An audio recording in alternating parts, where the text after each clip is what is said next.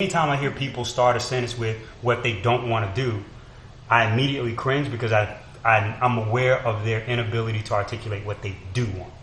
Yeah, already on the defense. Right. Instead of... And so you're striking things down as opposed to aspiring to what you actually do want to see. Mm-hmm. And when you think about what you do want to see and you really kind of point your ears and direct your attention to that, you will naturally strike out the things that you don't want. You don't have to over-articulate them at all. Sure.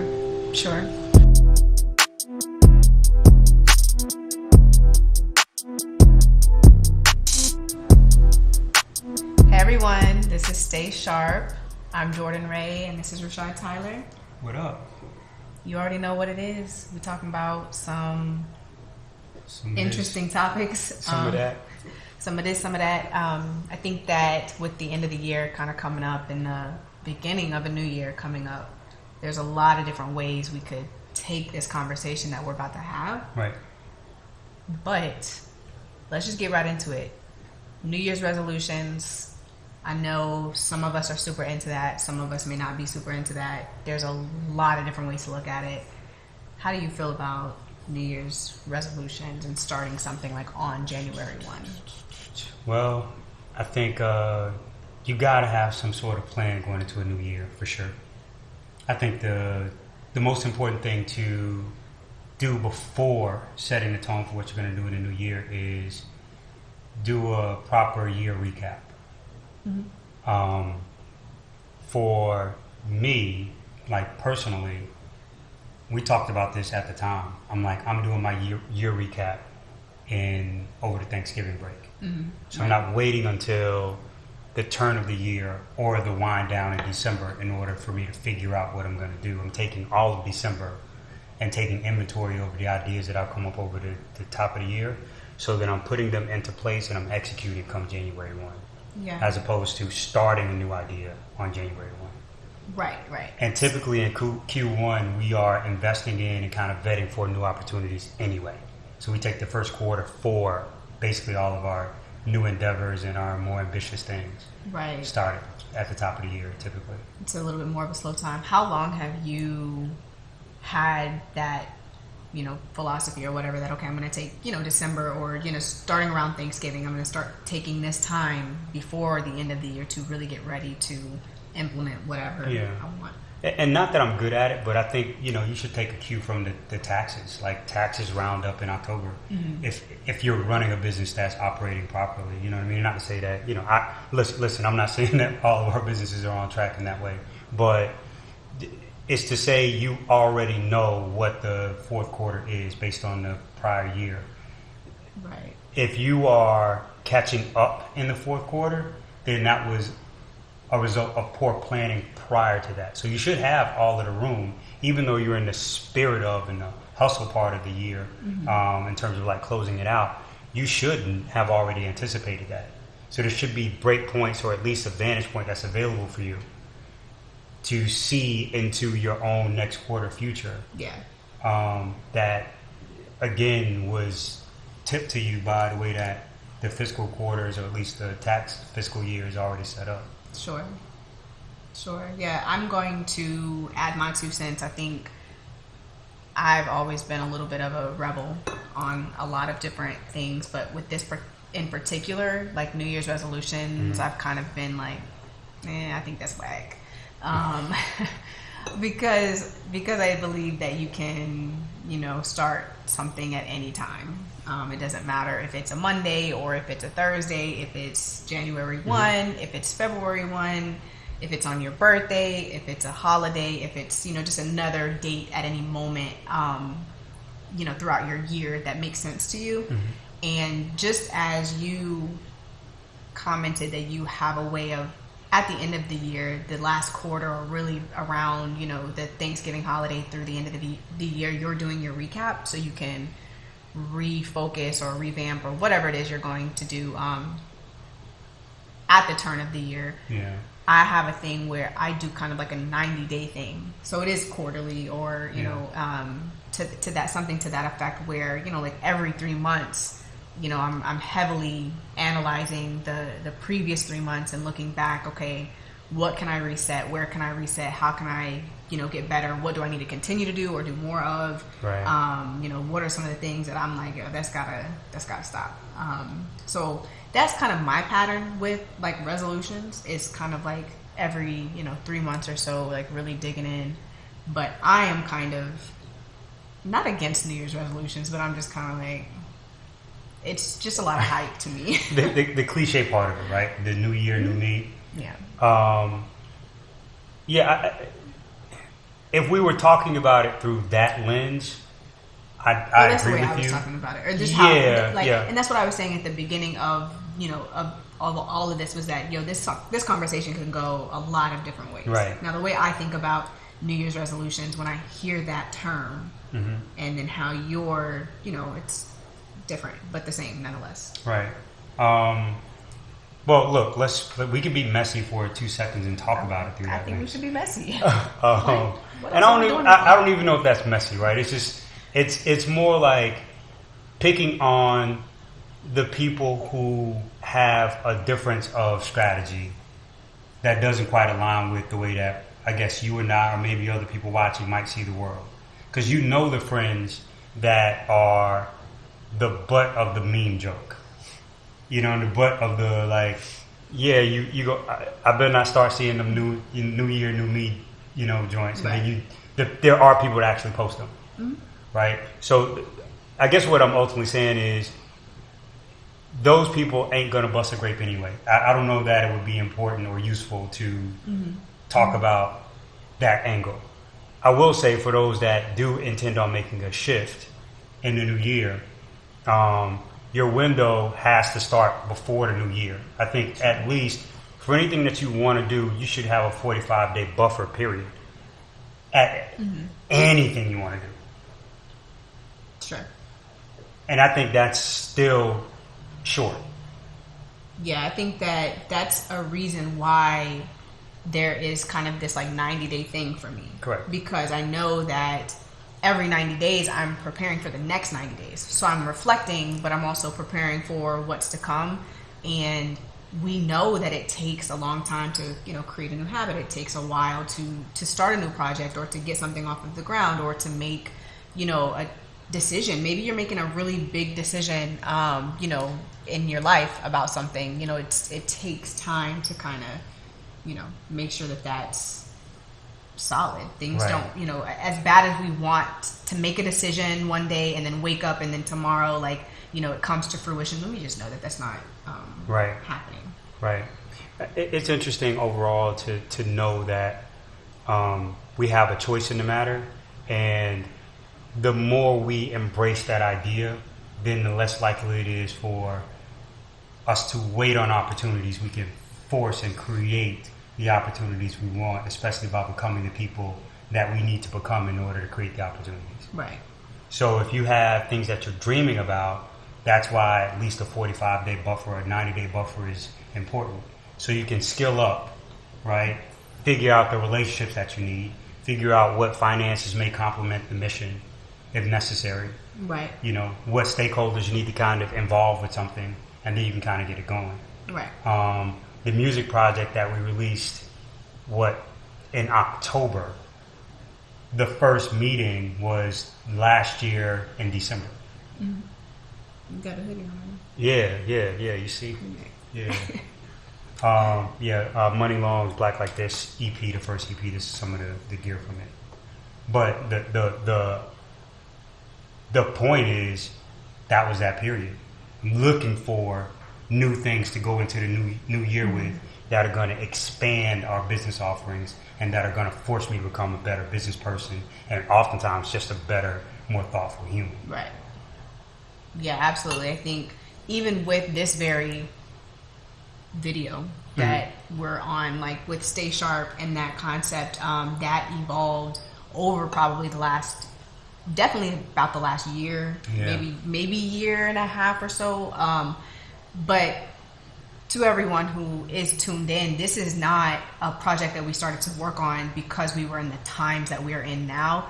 We were already planning to share these types of stories and to Correct. give feedback and to kind of create this type of content, so that way we can just be connecting with you guys and give whatever insights that we may have that could be helpful. So that was something even before this whole crazy year went down, we were planning, but it just obviously fell into place, and obviously it wasn't something that we launched at the top of the year.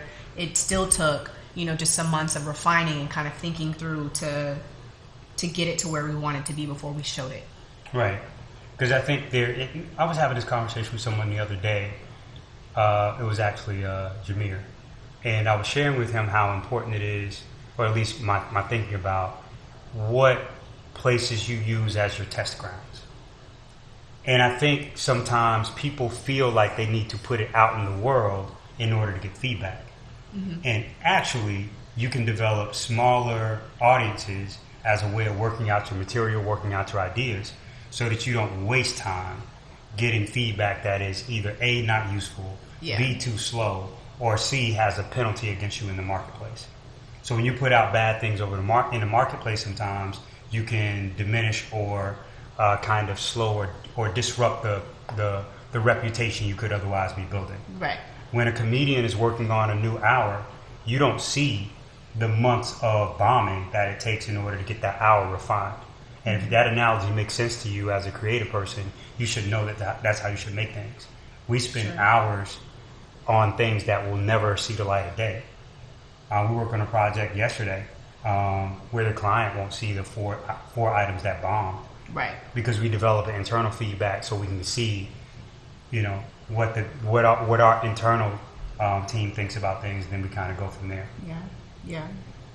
With that, I think looking back at the year, is there a thing or two that you weren't prepared for? I think, and I say that because at the top of this year, okay, a year ago, we would have been preparing for things that actually ended up not happening this year. Right. A lot of things. And I mean, we can talk about that, but I don't think that that's, obviously we did a lot of event activations prior to this whole moment. And this year, we were prepared to do a bunch more event activations across the country, big and small, and none of that happened. So with that, was there anything that you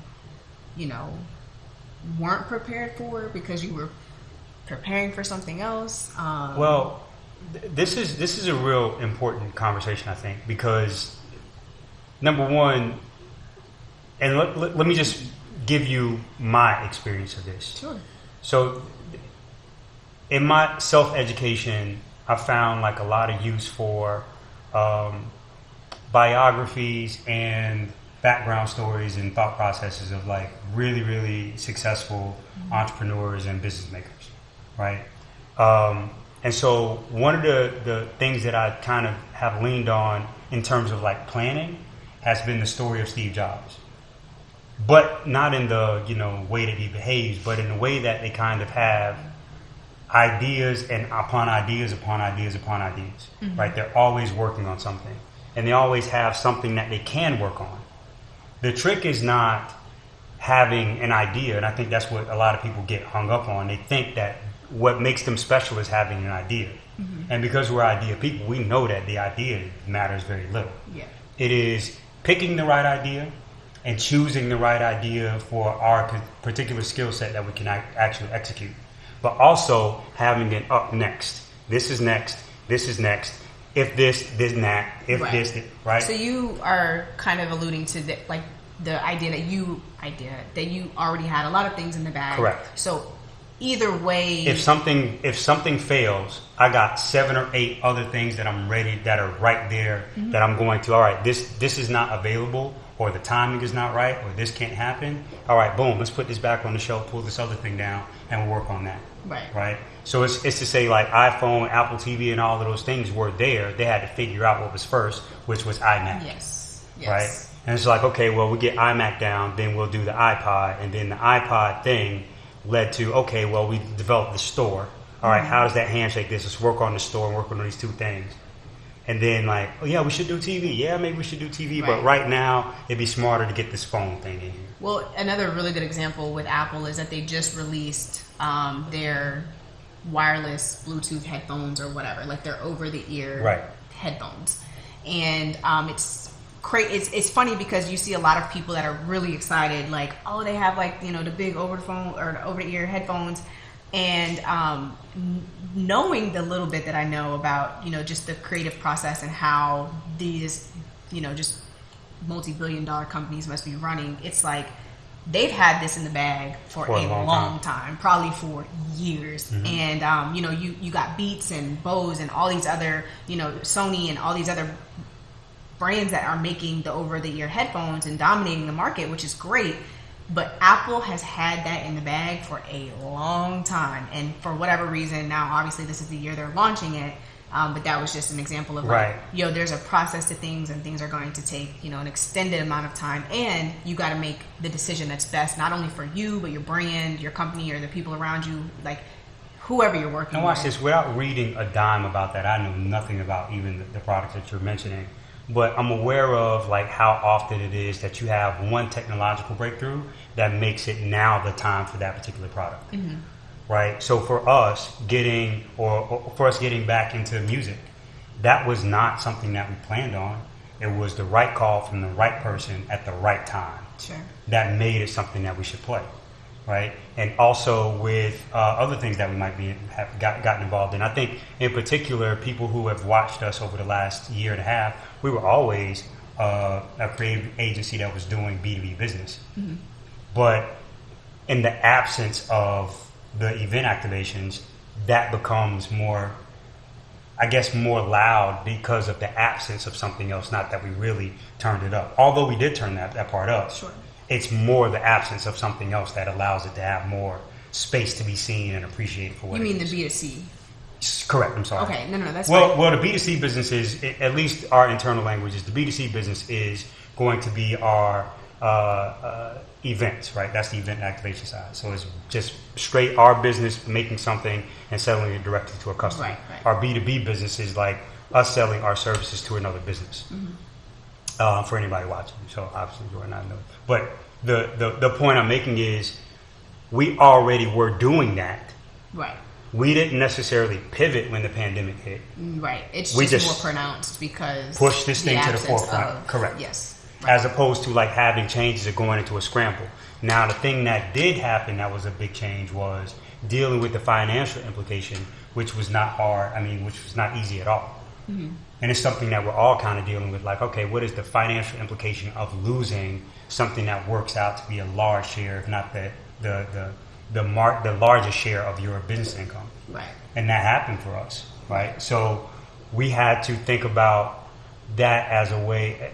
At least the thought process for me, and I'll leave this alone, was at no point do we want to have any part of our business represent more than 50% of our overall value, or we need to get rid of that business. Right.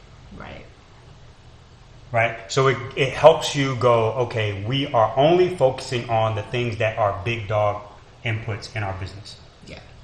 Or in our sets of businesses. And the small ones, we don't want to find ourselves where we are, and maybe this will make a little bit more sense. In the places where we could make $1 on an hour, and at that same dollar we're getting 50 cents on an hour, even though we're making 50 cents in a smaller business, we want to double up on the place where we're getting $1. Yeah. Yep. And get rid of the 50 cent business. Even if the 50 cent business is making money. And I think that's where people get killed. Yeah. You keep doing the small thing. Yeah, I think that our conversation just kind of took a turn too. Yeah. If you're, planning to start something at the top of the year, like planning, like I said, you're already planning to start something. You're not just going to wake up on January 1 and be like, okay, now it's time to get my shit together. If you're already planning on doing something at the top of the year or at any point, in the next year, it might be spring or summer next year. It might be when, events or venues open back up, like those kinds of things. You could be having your wheels turn about, whatever.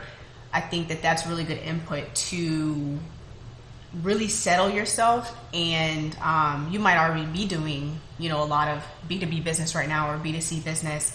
and settling yourself and knowing the difference between the $1 over here that you can get. It's super accessible. It's always going to be there. And not putting too much focus and emphasis on, okay, I have to do these types of projects of this value, when there's other types of projects, they might be, less frequent, but they're way higher value. Correct. Does that kind of make sense? I think that's something too that we talk about a lot as well. Just being really transparent is like what type of projects we do want to bring on and be a part of. Not because we don't want to do everything. Like Correct. there's many times where like I want to bring on a project, but when I really sit and think about it, there's not a lot in it for us. And so I just I don't know. I can't always say yes to that project or that, Right. Commitment. Or we try and develop other arms and other ways to maintain that project or that particular business, so that but only when it doesn't work at the expense of working on something bigger. And that is the most important thing about that, and all of the caveats are inside of at the expense of what. Yep. So if the 50-cent business does not affect the $1 business, it's an and. We always want to be in the and business at the same time. Mm-hmm. We don't want to turn down things because we think we're losing energy. Yeah. I hear people kind of strike down. Well, I don't. What they start. Anytime I hear people start a sentence with what they don't want to do, I immediately cringe because I'm aware of their inability to articulate what they do want. Yeah. Already on the defense. Right. Instead of. And so you're striking things down as opposed to aspiring to what you actually do want to see. Mm-hmm. And when you think about what you do want to see, and you really kind of point your ears and direct your attention to that, you will naturally strike out the things that you don't want. You don't have to over-articulate them at all. Sure. And in addition to that, I think a piece of advice that I would have for, any of us going into this, 2021 year would be to continue to create, continue to have those ideas, continue to have, 3 or 4 or 5, 6, 7 things in the bag. Don't put all the eggs in one basket. Continue to analyze, to look back, and allow that to propel you to who you need to become, what you need to do, the skills you need to acquire. Allow looking back to propel you into whatever you got to be doing in the future. I think something that I would advise as well is to just be mindful and associate your business, your brand, your reputation with things that will actually make you grow. And it may be uncomfortable. It may be, challenging. You may not know the terminology. You may be on the phone with somebody who is you're asking them to be a mentor, but just associate yourself with things, people, articles, literature, podcasts, all kinds of things that are literally going to make you better. And if it is not going to make you better, if you're not going to have a benefit from it, if you're not going to acquire a skill out of it, don't spend time doing it.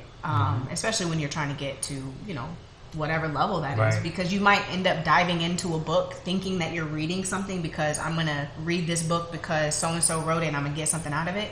And then you may stumble on another book that really actually, but just only associate with things that are going to push you forward. Right. No, there's a couple different ways that's been stated. There's the show me your friends and I'll show you your future. Mm-hmm. There is you are the average of the 5 people you spend the most time with. Mm-hmm.